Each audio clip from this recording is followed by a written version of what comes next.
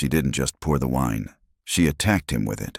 Right in the center of a billionaire-packed gala, the millionaire's wife marched up, raised her glass like it was a grenade, and then exploded it across the black man she assumed was beneath her. A lowlife, a stray, a nobody she could publicly humiliate. The crowd froze. Phones snapped. She lifted the glass again, hungry to go for a second strike, but the man she drenched didn't even step back. He just smiled, the chilling, controlled smile of a person holding the power to erase her entire world. Isabella Whitmore's hand was still extended, her face twisted in a mask of contempt so pure it seemed to freeze the air around her. "Maybe next time you'll learn your place," she said, her voice dripping with venom loud enough for the first 3 rows of guests to hear clearly. Servants used the back entrance. The man standing before her didn't move, didn't flinch. The wine dripped from his collar onto the marble floor, each drop echoing in the suffocating silence. His dark eyes remained locked on Isabella's face, studying her the way a scientist might study a particularly fascinating specimen. His expression was unreadable, carved from stone. Marcus Devereaux stood 6 feet tall, his shoulders squared beneath what was now a ruined $1,500 shirt. His hands hung loosely at his sides, not clenched, not trembling, just still. Impossibly still for a man who had just been publicly humiliated in front of Chicago's wealthiest elite at the annual Pinnacle Foundation Gala, the most exclusive charity event of the season. Isabella's husband, Richard Whitmore, appeared at her elbow within seconds, his face flushed with a mixture of embarrassment and something else, something that looked almost like fear. He grabbed his wife's arm, but she shook him off with the casual arrogance of someone who had never faced consequences for anything in her 43 years of life. "Isabella, that's enough," Richard hissed, his eyes darting nervously between his wife and the wine-soaked stranger. "Enough?" Isabella's laugh was shrill, cutting through the silence like breaking glass. This man walked through the front entrance like he owned the place. Security should have stopped him at the door. "Look at him, Richard. Does he look like he belongs here?" The crowd shifted uncomfortably. A few guests pulled out their phones, unsure whether to record or pretend they hadn't witnessed anything. An older woman in diamonds clutched her pearls, literally, her mouth forming a small circle of shock. Near the bar, a group of young executives whispered frantically among themselves, their eyes wide. Marcus finally moved. He reached into his jacket pocket with deliberate slowness, and every person in that ballroom seemed to hold their breath. What he pulled out wasn't a weapon or a badge or even a handkerchief to wipe the wine from his face. It was a phone. Simple, black, expensive if you knew what to look for, but nothing ostentatious. "Richard," Marcus said, his voice so calm it was almost conversational, "do you know who I am?" Richard Whitmore's face had gone from flushed to pale in a matter of seconds. His hand was still on his wife's arm, but now he was gripping it hard enough that his knuckles had turned white. His eyes were fixed on Marcus's face with an intensity that bordered on panic. I think there's been a terrible misunderstanding," Richard stammered, his carefully cultivated executive composure cracking like thin ice. "Answer the question," Marcus said, still in that same eerily calm tone. "Do you know who I am?" Isabella stepped forward, positioning herself between her husband and Marcus like a shield made of designer silk and blind arrogance. "I don't care who you think you are," she spat. "You don't belong here. This is a $10,000 per plate event. The invitation list was carefully curated. So either you're crashing or someone made a very serious mistake letting you in." "Isabella." Richard's voice cracked on his wife's name. "Please, stop talking." But Isabella was on a roll now, emboldened by the crowd, by her position, by the lifetime of privilege that had insulated her from reality. "No, Richard, I'm tired of people like him thinking they can just walk into our world. There are rules, there are standards, and if no one else is going to say it, I will." Marcus tapped his phone screen once, twice. Then he held it up, showing the screen to Richard. Just Richard. Whatever was displayed there made the color drain from Richard's face so completely he looked like he might faint. "No," Richard whispered. "No, that's not. We signed that this afternoon. The lawyer said everything was finalized. The board approved it. The press release goes out tomorrow morning." "What are you talking about?" Isabella snapped, trying to see the phone screen, but Marcus had already lowered it. "Your husband," Marcus said, his voice carrying now, projecting across the ballroom with the authority of someone who had spent years commanding boardrooms, "signed a $2.7 billion partnership agreement with my company approximately 6 hours ago. The contract went active at 5 p.m. The signing ceremony was at the Whitmore Industries headquarters. I assume you were too busy preparing for this event to attend." The whispers started then, rippling through the crowd like wind through wheat. 2.7 billion. Partnership. Contract. The words spread from person to person, growing louder, more urgent. Isabella's expression flickered for just a moment. Confusion, then defiance. "That's impossible. Richard's company doesn't partner with—" She gestured vaguely at Marcus, unable or unwilling to finish the sentence. "With what?" Marcus asked, taking a single step forward. "Finish your thought, Mrs. Whitmore. Your husband's company doesn't partner with what, exactly?" The silence was deafening now. Every person in that ballroom was watching, phones now openly recording, the pretense of polite ignorance abandoned entirely. "With startups," Isabella finished weakly, but everyone could hear the lie in her voice. That wasn't what she'd been about to say.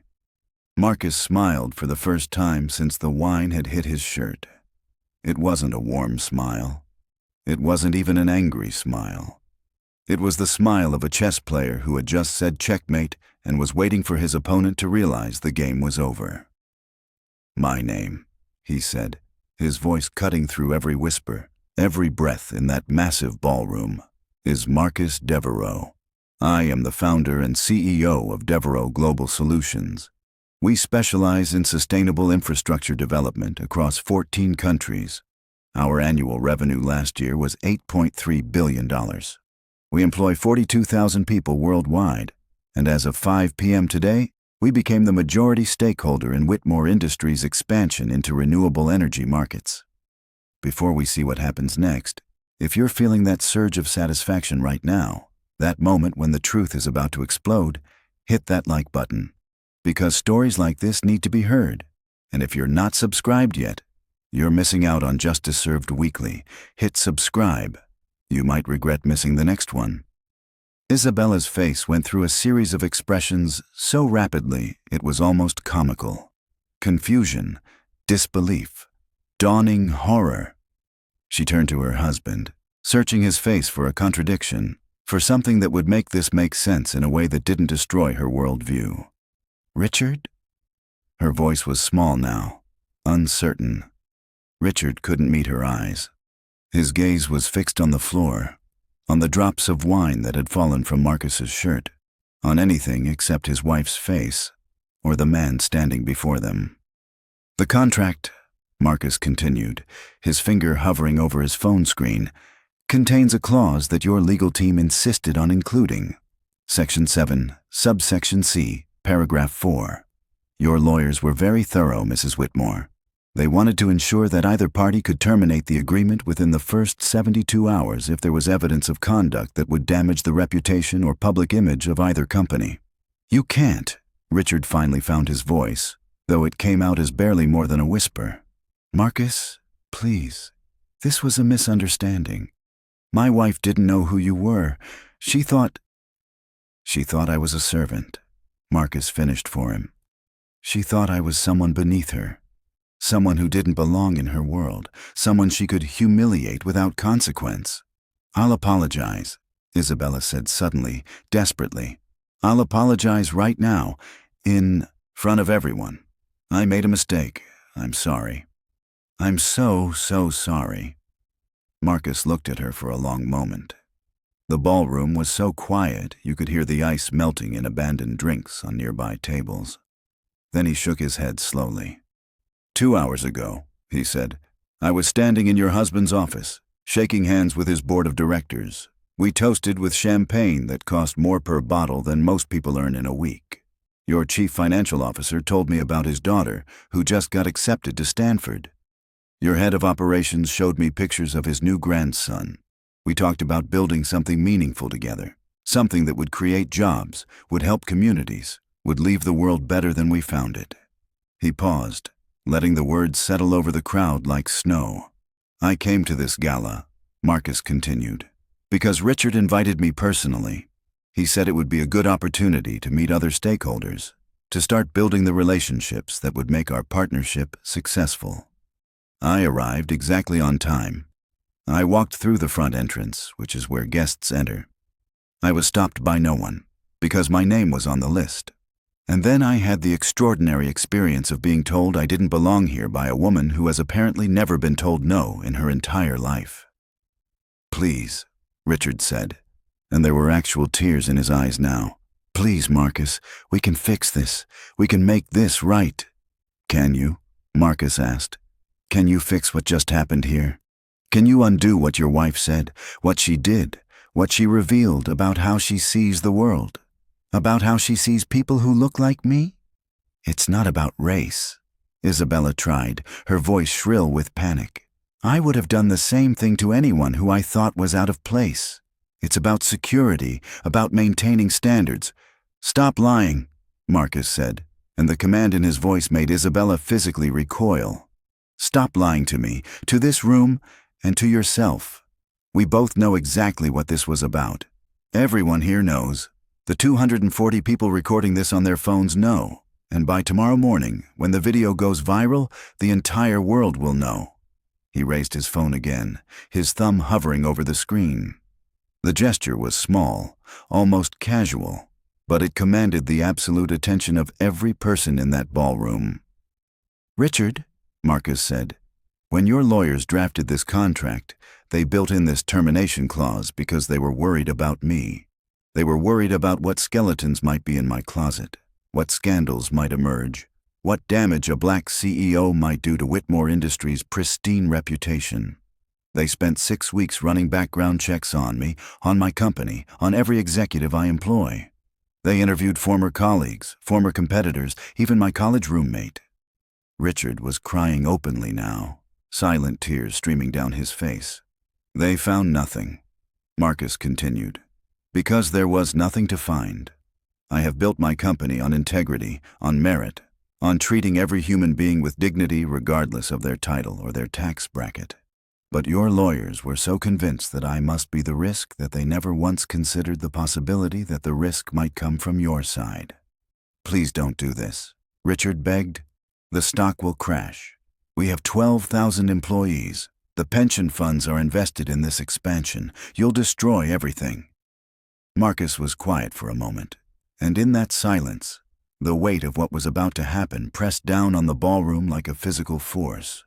Careers were ending.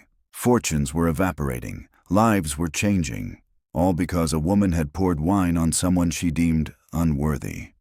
"I built my company from nothing," Marcus said finally, his voice softer now, but no less powerful. "I was raised by a single mother who worked 3 jobs to keep us fed. I went to college on scholarships and spent my summers working construction to pay for books. I started my first business in a garage with $700 and a laptop I bought used. I have been underestimated, dismissed, and disrespected more times than I can count. And every single time, I proved them wrong." He looked directly at Isabella, and she couldn't hold his gaze. Her eyes dropped to the floor. "But I never forgot what that felt like," Marcus said. "I never forgot how it felt to be invisible, to be assumed incompetent, to be treated as less than human because of how I looked or where I came from. And I promised myself that when I had power, I would use it to hold people accountable, not cruelly, not vindictively, but firmly, with absolute clarity about right and wrong." His thumb moved on the phone screen, a soft sound, barely audible, like a lock clicking closed. "The contract is terminated," Marcus said, "effective immediately. Your lawyers will receive the formal notification within the hour. The $2.7 billion partnership is dissolved." Devereaux Global will be issuing a statement tomorrow morning explaining that we cannot in good conscience work with an organization whose leadership demonstrates such profound disregard for human dignity. If you're sitting there thinking, yes, that's exactly what she deserved, drop a comment right now. Tell me, would you have done the same thing? Or would you have let it slide? Because I want to know how far you'd go for justice. And if this story is giving you chills, subscribe so you never miss a moment like this again.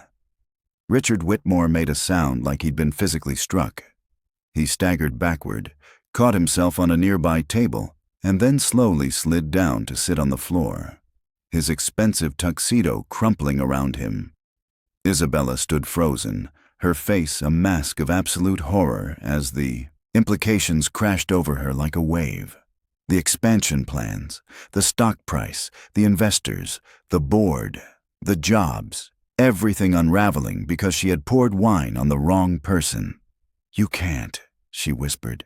"This will destroy us. The company will tank. We'll lose everything." "Yes," Marcus said simply. "You will." The crowd erupted then, not in applause or outrage, but in chaos. Phones were dialing frantically. People were pushing toward the exits, investors were calling their brokers, lawyers were speed dialing their firms. The social event of the season had become the financial catastrophe of the year, and everyone wanted to be the first to act on the information. Marcus walked past Isabella without another glance, his wine-stained shirt still dripping onto the marble floor. He walked past Richard, who was still sitting crumpled against the table, his face buried in his hands. He walked through the crowd, which parted before him like a sea, and headed toward the exit. Near the door, he stopped. An older black woman in an elegant gown was standing there, tears streaming down her face. She reached out and touched his arm gently. "Thank you," she said, her voice breaking. "Thank you for standing up. Thank you for not letting them get away with it." Marcus squeezed her hand briefly, then continued through the door and out into the Chicago night. Behind him, the gala descended into complete pandemonium. Security was trying to calm people down. Isabella was screaming at Richard, her voice carrying through the ballroom like a siren. Reporters were making phone calls, already writing tomorrow's headlines in their minds. By morning, Whitmore Industries' stock had dropped 37%. By the end of the week, Richard had been forced out by the board. The company lost 4 major contracts, 3 key executives, and its position as a Fortune 500 company. The pension funds did take a hit, but Marcus quietly reached out to ensure the employees were protected, offering positions at Devereaux Global to anyone who wanted them. Isabella and Richard divorced within 6 months. She moved to a gated community in Florida, where she still tells anyone who will listen that she was the victim of a setup, that the man had been trying to trap them all along. No one believes her. The video has been viewed 47 million times on various platforms. Richard tried to start over with a consulting firm, but no one would work with him. The stain of that night followed him everywhere, a permanent reminder that your choices have consequences, that treating people with cruelty and contempt will eventually come back to destroy you. Marcus Devereaux continued building his company, expanding into new markets, creating thousands of jobs, and establishing scholarship programs for underprivileged students. He never spoke publicly about what happened that night. He didn't need to. The video spoke for itself. The Pinnacle Foundation Gala was never held again. The venue, the organization, everything associated with that night became toxic, tainted by what had happened. The glittering world of Chicago's elite learned a lesson that should have been obvious from the beginning. Treat every person with respect, because you never know who they really are, what they control, or how much power they have to make your world come crashing down around you. And sometimes, just sometimes, karma doesn't need years to work. Sometimes it just needs one woman's arrogance, one man's dignity, and a phone with a button that could end an empire. Justice served cold in a ballroom full of witnesses, recorded for posterity, shared across the world as a warning that in the end, character matters more than wealth. Integrity matters more than status, And how you treat people when you think they can't fight back will define you when they can. This story proves something powerful. Your actions always catch up with you. If this resonated with you, if you've ever been underestimated, disrespected, or told you don't belong, this channel is for you. Hit that subscribe button and turn on notifications because every single week we bring you stories of people who thought they were untouchable, until they weren't. Drop a comment telling me what you would have said to Isabella. I read every single one.